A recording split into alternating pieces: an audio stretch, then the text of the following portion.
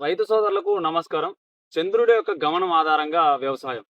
పౌర్ణమి మరియు అమావాస్యలు మన పంటలపైన ఎటువంటి ప్రభావాన్ని చూపిస్తాయి? వృక్షాయుర్వేదం ప్రకారం సురపాలుడు రచించినటువంటి వృక్షాయుర్వేదం ప్రకారం మనకు మొక్కల్ని ఎన్ని రకాలుగా చూడాలి? అలాగే ఈ చంద్రుడి యొక్క గమనాన్ని ఆధారంగా చేసుకొని మనం ఎటువంటి యాజమాన్య పద్ధతులు పాటించినప్పుడు మన పంట పైన మనం స్ప్రే చేసిన మందులు చాలా ప్రభావవంతంగా పనిచేస్తాయి. ఈ విషయం మీద మీకు డీటెయిల్‌గా ఒక క్లారిటీ వచ్చేలాగా నేను ఈ వీడియోలో పూర్తిగా ఎక్స్‌ప్లెయిన్ చేశాను. చాలామంది ఇన్‌స్టాగ్రామ్‌లో, స్లైడ్స్‌లో చాలా డౌట్స్ అడుగుతున్నారు కాబట్టి ఈ క్లారిఫికేషన్ వీడియో చేయడం జరిగింది. అయితే కొంతమంది అరే పిచ్చోడా! ఈ మోడర్న్ సైన్స్ కాలంలో ఈ చంద్రుడి యొక్క గమనం పౌర్ణమి, అమావాస్య ఏందనుకుంటారు గదా! వాళ్ళందరికీ నేను ఒకటే చెప్పాలనుకుంటున్నాను. గతం గురించి అంటే మన యొక్క గతం గురించి తెలుసుకున్నప్పుడే భవిష్యత్తుని బలంగా నిర్మించగలం. పునాది లేకుండా ఏ బిల్డింగ్ కట్టలేం కాబట్టి మనం ఖచ్చితంగా మన యొక్క పురాతన విజ్ఞానాన్ని తెలుసుకున్న తర్వాతే మనం మోడర్న్ సైన్స్‌ని దాంట్లో ఇంక్లూడ్ చేస్తే ఖచ్చితంగా సక్సెస్ అయితారు. ఇంకొకటి మనం దీన్ని పక్కకు పడేసాం గానీ చాలా వరకు ఈ లూనార్ థియరీని ఎన్నో అభివృద్ధి చెందిన దేశాలనేది ఫాలో అవుతున్నాయి. మన పూర్వీకులు ఎప్పుడో వెనకట్లోనే కార్తెలు, ఈ యొక్క పంట నాటుకోవడానికి నక్షత్రాలు వీటన్నిటిని కూడా ముహూర్తాలు డిజైన్ చేయబడింది. దీన్నే మన వ్యవసాయ పంచాంగం అంటాం. దీన్ని మనం పట్టించుకోకపోవడం వల్లే ఈరోజు మనం చాలా రకాల మందులు స్ప్రే చేసినప్పటికి కూడా మనం అధిక ప్రొడక్టివిటీ అనేది తీయలేకపోతున్నాం. ప్రతి రైతు గూడా అన్ని రకాల విభాగాల నుంచి సరైన సస్యరక్షణ చర్యలు చేపట్టినప్పుడు మాత్రమే సక్సెస్ అవుతాడు. అంతేగాని పెద్ద పెద్ద మందులు తీసుకొచ్చి కొట్టడం వల్ల, అలాగే పెద్ద పెద్ద మందులు స్ప్రే చేయడం వల్ల, ఎక్కువ ఫర్టిలైజర్ చేయడం వల్ల ఎక్కువ దిగుబడి అయితే రాదు. చంద్రుడి యొక్క గమనం అనేది మొక్కలపైన ఏ విధంగా పనిచేస్తుందంటే, మన ఫస్ట్ ఆఫ్ ఆల్ వృక్షాయుర్వేదంలో దీన్ని రస థియరీలో పేర్కొంటారు. ఈ రస థియరీ అంటే మొక్కల్లో ఉండేటువంటి రసం ఆధారంగా మొక్క యొక్క జీవన విధానాన్ని బిల్డ్ చేయడం, మొక్క యొక్క జీవన విధానంలో మనకు మందులు స్ప్రే చేయడం. దీన్నే మోడర్న్ సైన్స్‌లో సాప్ అనాలిసిస్ అంటారు. చదువుకున్న ప్రతి ఒక్కరికి తెలుసు. సాప్ అనాలిసిస్. ఈ సాప్ యొక్క బ్రిక్స్ లెవెల్స్‌ని ఈ సాప్ యొక్క పర్సెంటేజ్‌ని బట్టి మొక్కకు ఏ పురుగు రాబోతుంది, అలాగే ఎటువంటి పెస్టిసైడ్స్ స్ప్రే చేసుకోవాలి, మొక్క యొక్క కాయ యొక్క క్వాలిటీ ఏ విధంగా ఉంటుందని అభివృద్ధి చెందిన దేశాలైతే దీన్ని పరిశోధిస్తున్నాయి. దీన్ని మన పూర్వం కాలంలోనే సురపరుడు రసతీర అనే పేరుతోటి తెలియజేయడం జరిగింది. ఈ రసం ఆధారంగానే పురుగనేది ఎక్కువగా రావడానికి అవకాశం ఉంటదని చెప్పేసి చెప్పడం జరిగింది. అలాగే బ్రెజిల్ లాంటి కంట్రీస్ లూనార్ ఎఫెక్ట్ మీద ఎలాంటి రీసెర్చ్ చేస్తున్నాయంటే, మనకు ఈ పౌర్ణమి టైంలో డే లైట్ అనేది ఎక్కువ లైటింగ్ అనేది ఎక్కువగా ఉంటది. ఈ లైటింగ్ ఎక్కువున్నప్పుడు ఈ మనకు రసం పీల్చే పురుగుల యొక్క ఉధృతి అనేది చాలా ఎక్కువగా పెరుగుతుంది. ఎందుకంటే వెలుతురు ఎక్కువగా ఉన్నప్పుడు వీటి యొక్క దాడి అనేది ఎక్కువ టర్మ్‌లో జరుగుతుంది. దీని యొక్క పునరుత్పత్తి అనేది ఎక్కువగా జరుగుతుంది. దానివల్ల మనం పైన ఫోలియర్ స్ప్రేలో ఎన్ని రకాల మందులు స్ప్రే చేసినప్పటికి గూడా దీని యొక్క కంట్రోలింగ్ అనేది చాలా చాలా తక్కువగా ఉంటది. అదే అమావాస్య టైంలో చూసుకున్నట్లయితే ఈ గ్రావిటేషనల్ ఫోర్స్ వల్ల ఈ మనకు కొంచెం లైట్ వల్ల కావచ్చు, గ్రావిటేషనల్ ఫోర్స్ వల్ల కాబట్టి కొద్దిగా ఉధృతి అనేది కొంచెం తక్కువగా ఉంటుంది. అలాగే దీన్ని మనం చంద్రుడంటే ఏదో అల్లాటప్పా కాదు. మనకు సముద్ర అలల్ని బేస్ చేసుకొని మనం చూస్తూనే ఉంటాం. చాలా వరకు ఈ బోరు నీళ్లు చూడడం కోసం గాని, లేదంటే బోర్‌లు వేయడం కోసం గాని, లేదంటే సముద్రం యొక్క అలల్ని కూడా చంద్రుడు ప్రభావితం చేస్తున్నాడని ప్రతి ఒక్కరికి తెలుసు. అలాగే చంద్రుడి యొక్క గురుత్వాకర్షణ వల్ల పౌర్ణమి సమయంలో మొక్కల్లో ఉండేటువంటి రసం అనేది పూర్తిగా అప్‌టేక్ పై వైపుకు జరుగుతుంది. అమావాస్య టైంలో చంద్రుడి యొక్క గ్రావిటేషనల్ ఫోర్స్ వల్ల ఆ రసం అంతా కూడా వేర్ల భాగంలోకి వెళ్తుంది. ఆ టైంలో భూమిలో ఉన్నటువంటి జీవం ఎక్కువగా పెరగడానికి, అలాగే మైక్రోబియల్ యాక్టివిటీ పెరగడానికి అమావాస్య సమయం అనుకూలమైతే, పైన ఉన్నటువంటి ఫ్రూట్స్ సైజ్ రావడం, మొక్క ఎదుగుదల బాగా రావడం, ఇలాంటి సమయానికి పౌర్ణమి అనేది చాలా బాగా పనిచేస్తుంది. అయితే ఈ విషయాన్ని పూర్తిగా విశ్లేషించే ముందు ప్రతి ఒక్క రైతన్న కూడా ఒక చిన్న స్టోరీ చెప్పాలనుకున్నా. యదార్థంగా జరిగినటువంటి రైతు కథ ఇది. చాలా వరకు ఈ రైతు కథ అనేది అందరికీ అప్లికేబుల్ అవుతుంది. ఇదేందంటే నాకు తెలిసిన ఒక రైతు నర్సిరెడ్డి అని చెప్పేసి ఒక రైతు ఉండేవాడు. ఆయన 30 ఎకరాల్లో వ్యవసాయం చేశాడు. ఆయన వ్యవసాయం చేసి తాతల తండ్రులు 20 ఎకరాలు ఇస్తే 10 ఎకరాలు వ్యవసాయం కొని, భూమి కొని పిల్లలిద్దరిని కూడా బిడ్డని అమెరికా పంపించాడు. కొడుకుని హైదరాబాద్‌లోనే ఒక మంచి సాఫ్ట్‌వేర్ కంపెనీలో జాబ్ వచ్చే విధంగా అంత గొప్ప చదువులు చదివించాడు. కేవలం వ్యవసాయం చేసి మాత్రమే. అయితే అదే రైతు పరిస్థితి ప్రస్తుతం ఏ విధంగా ఉందో చూసుకుంటే గడిచిన 4 సంవత్సరాల్లో అదే 30 ఎకరాల వ్యవసాయంలో రూ. 8,00,000 లాస్ వచ్చింది. ఆయన మొత్తం అకౌంట్ రాసుకుంటే రూ. 8,00,000 లాస్ వచ్చింది. దీనికి కారణం చాలామంది ఏమనుకుంటారంటే పంటలు సరైన మద్దతు ధర లేకపోవడం వల్ల, లేదంటే మార్కెటింగ్ లేకపోవడం అని అనుకుంటారు. కాకపోతే ఆయన హై ప్రొడక్టివిటీ తీస్తాడు.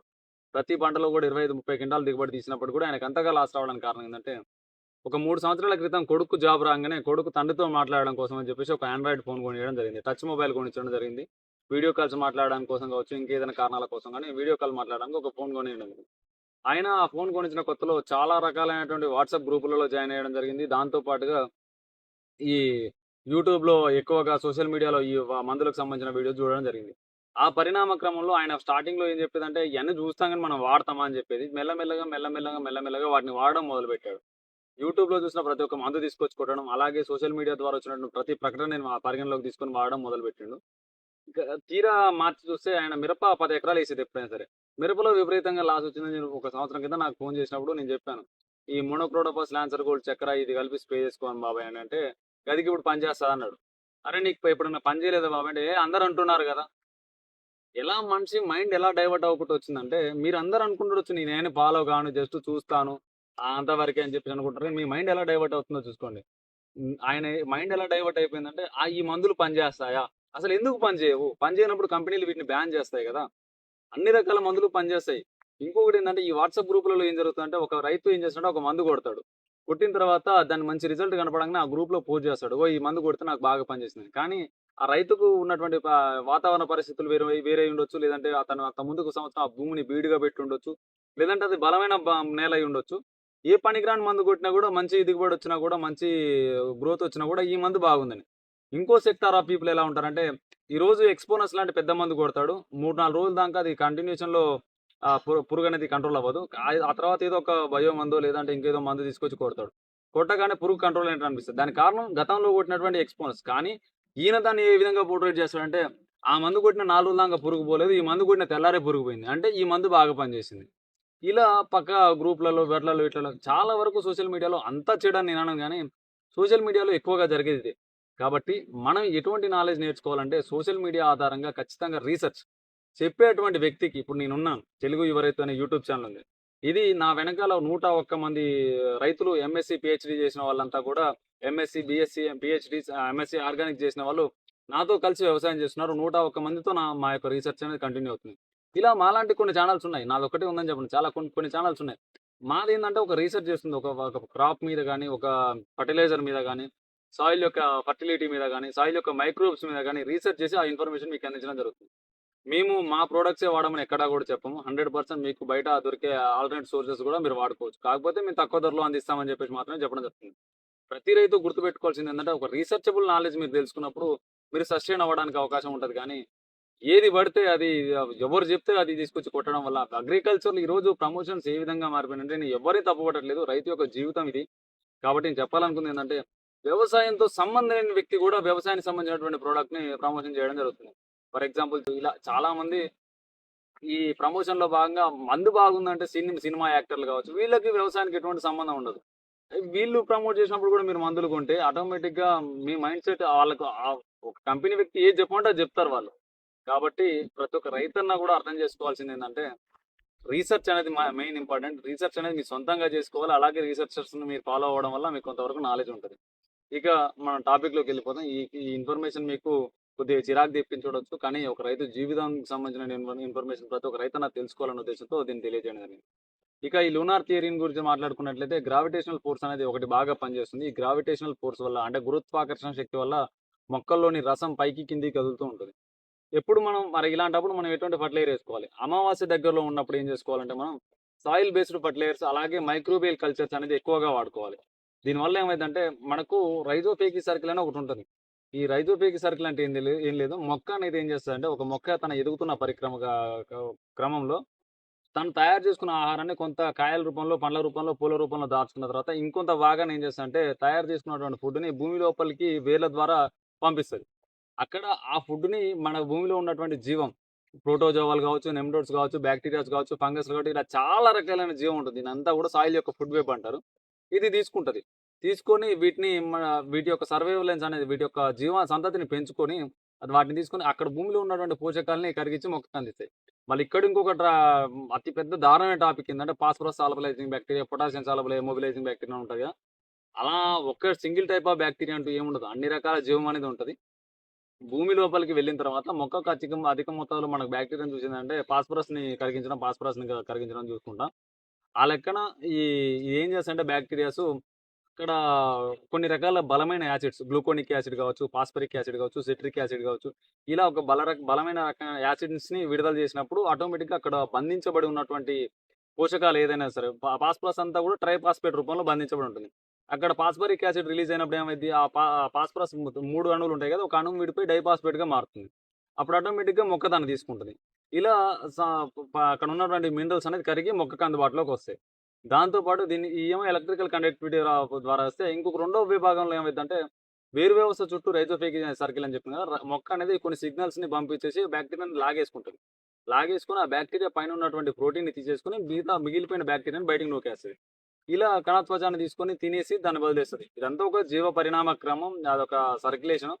ఈ 2 సరిగ్గా జరిగినప్పుడు మనకు ప్రొడక్టివిటీ ఎక్కువొస్తది. మొక్కల్లో ఉన్నటువంటి వ్యాధి నిరోధక శక్తి అనేది చాలా బాగా పనిచేస్తది. సార్ మనకు ఆర్ఓఏ సిస్టమ్ అనేది చాలా బాగా పనిచేస్తది.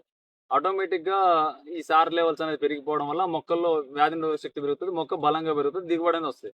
ఇక రెండోదొచ్చేసి పౌర్ణమి సమయంలో మనం ఫోలియర్ స్ప్రేలో మందులు ఎక్కువగా స్ప్రే చేసుకుంటే ఏమైద్దంటే మొక్కల్లో ఉన్నటువంటి ఫోటోసింథసిస్ అనేది ఎక్కువగా జరుగుతది. కిరణజన్య సంయోక్రియ అనేది ఎక్కువగా జరుగుతుంటది కాబట్టి, ఆ సమయంలో మనం మంచి మందులు, మంచి బలమైన మందులు మనం స్ప్రే చేసుకుంటే మొక్క ఎదుగుదల బాగా ఉంటది. అయితే కొంతమంది ఏం చేస్తుంటారంటే ఇద్దరు ఒకే రకమైన విత్తనం పెట్టినప్పటికి గూడా ఒక వారం రోజులు గ్యాప్‌తోటి పెడితే ఈయనది బాగా పెరిగినట్టు అనిపిస్తుంటది. ఇంకొక ఆయనది చాలా తక్కువగా పెరిగినట్టు అనిపిస్తుంటది. దానికి కారణం ఏందంటే ఎన్ని రకాల మందులు కొట్టినా ఇది పెరగదు. దీనికి కారణం ఏందంటే ఇది అమావాస్య టైంలో ఒకవేళ నాటుబెట్టినట్టుంటే దీని యొక్క రూట్ అనేది బాగా ఎస్టాబ్లిష్ అవుతుంది. భవిష్యత్తులో ఇదే బాగా పండుతది. ఎదిగిన దానికంటే గూడా. దానికి అందుకే మన పెద్దలు ఏం చెప్తారంటే ఎప్పుడైనా సరే మొక్క ఎక్కువగా ఎదగొద్దు. మన చెట్టనేది వేరనేది ఎక్కువ పెరగాలి. మొక్క ఎంత స్టార్టింగ్ స్టేజ్‌లో ఎత్తు తక్కువ పెరిగితే దిగుబడి అంత ఎక్కువొస్తదని చెప్పడానికి కారణం ఇదే.